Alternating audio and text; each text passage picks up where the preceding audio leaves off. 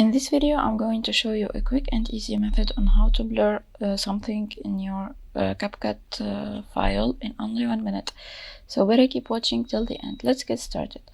We're gonna make a copy of our project. That's by clicking on the right on our mouse.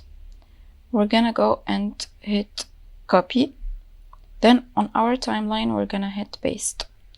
That created two versions of the same video. We're gonna go and search for blur in the effects.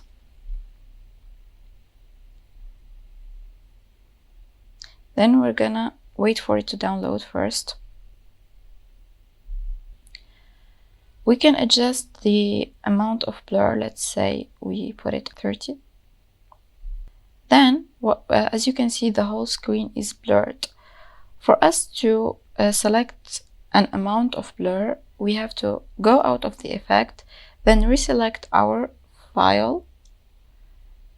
After that, we're gonna go to mask and we're gonna download one of the masks. Let's say we want it to be rectangle. That created a rectangular blur. We're gonna go to what we want to blur.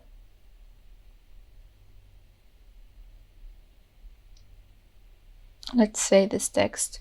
We make the blur bigger, then we adjust it on the screen.